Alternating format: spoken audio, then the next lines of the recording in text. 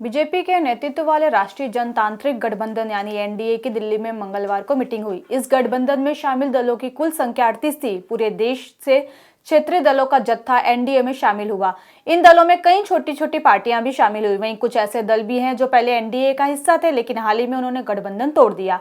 उधर कांग्रेस ने संयुक्त प्रगतिशील गठबंधन यानी यूपीए में 26 दल साथ आए। खास बात यह है कि यूपीए का नाम बदलकर इंडिया रख दिया गया। विपक्षी गठबंधन ने कर्नाटक की राजधानी बेंगलुरु में हुई बैठक के बाद यूपीए को अलविदा कहते हुए इंडिया नाम एक नया गठबंधन बनाया। इसका full form Indian national development inclusive alliance बताया गया है।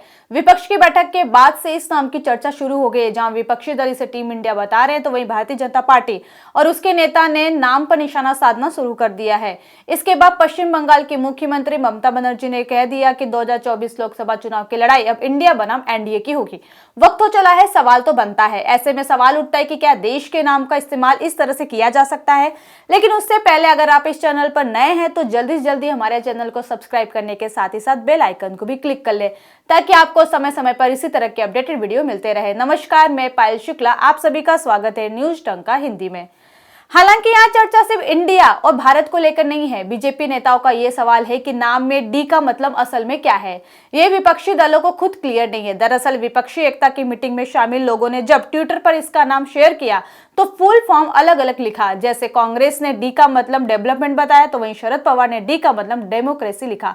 इस पर बीजेपी की तरफ से अमित मालवीय ने कहा कि डी का मतलब डेमोक्रेटिक है या डेवलपमेंट। जो लोग इस छोटी सी बात पर आम सहमति नहीं बना सकते वे देश चलाने की उम्मीद कर रहे हैं। हालांकि गठबंधन का नाम इंडिया किसने दिया यह फिलहाल अभी साफ नहीं हो पाया है।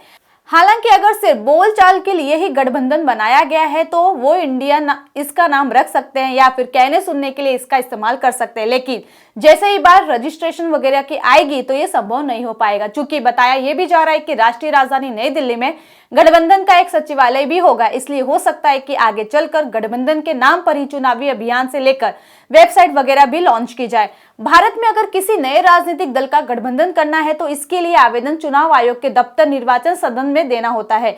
इसके बाद चुनाव आयोग इस दल को रजिस्टर करता है और उसे चुनाव चिन्ह प्रदान करता है। लेकिन बात यह भी है कि गठबंधन का नाम बिना रजिस्ट्रेशन के भी कागज पर हो सकता है और मौखिक भी हो सकता है। इसे रजिस्टर कराने की कोई अनिवार्यता नहीं है। यूपीए, एनडीए, एमवीए या फिर महागठबंधन, इन सब का इस्तेमाल खूब होता है, लेकिन किसी सरकारी पंजीकरण की जरूरत इन्हें नहीं पड़ती। लेकिन अगर विपक्षी गठबंधन सिर्फ इंडिया नाम के साथ किसी भी संस्था, वेबसाइट, कंपनी या संगठन को रजिस्टर कराना चाहेगा तो उसे विरोध का सामना करना पड़ सकता है। उसे इस नाम के आगे पीछे जरूर कुछ जोड़ना पड़ेगा, क्योंकि संविधान के हिसाब से ये हमारे देश का नाम है। इसकी तह तक जाने के लिए हमें the emblem act of India prohibition and proper act use act 1950, जिसे हिंदी में प्रतीक और नाम अनुचित उपयोग की रोकथाम अधिनियम 1950 को समझना पड़ेगा। आइए देखते हैं कि ये कानून क्या कहता है। ये कानून कहता है कि कुछ खास नाम, प्रतीक और चिन्ह ऐसे हैं जिन्हें रजिस्टर नहीं कराया जा सकता है। इनमें 20 ऐसी चीजों की सूची भी दी गई है जिनका इस्तेमाल रजिस्ट्रेशन के लिए नहीं किया जा सकता। आप भारत के किसी राजकीय चिन्ह या प्रतीक को भी रजिस्टर नहीं करा सकते। वो 20 चीजें हैं जिनमें यूएन का नाम, चिन्ह और सील, डब्ल्यूएचओ का नाम, चिन्ह या सील, भारत के राष्ट्रीय ध्वज, भारत देश या इसके किसी भी राज्य या सरकारी संगठन का नाम, प्रतीक या मुद्रा, राष्ट्रपति, राज्यपाल का नाम, चिन्ह या सील, राष्ट्रपति, राष्ट्रपति भवन व राजभवन का नाम या तस्वीर, भारत के किसी भी प्रधानमंत्री की तस्वीर। इन्हें कैलेंडरों के लिए इस्तेमाल किया जा सकता है, लेकिन इसका कमर्शियल प्रयोग नहीं होना चाहिए। किसी भी सरकार, सम्मान या मेडल का नाम, चिन्ह, संसद, विधानसभा या किसी भी अदालत का नाम, तस्वीर, चिन्ह, इसी तरह के कई अन्य चिन्ह और प्रतीक भी हैं। हमने जिस भी चिन्ह और प्रतीक को यहाँ वर्णित किया, कानून कहता है कि उनका इस्तेमाल किसी भी संस्था, कंपनी या समूह के रजिस्ट्रेशन के लिए नहीं किया जा सकता। उदाहरण के लिए आप इंडिया टीवी कहते हैं या एनडीटीवी इंडिया कहते हैं या फिर टाइम्स ऑफ इंडिया कहते हैं, लेकिन इंडिया नहीं कह सकते, भारत नहीं हो सकते। वहीं दूसरा उदाहरण है, अर्णब गोस्वामी ने अपने चैनल का नाम सिर्फ रिपब्लिक नहीं बल्कि रिपब्लिक वर्ल्ड और रिपब्लिक भारत रखा है।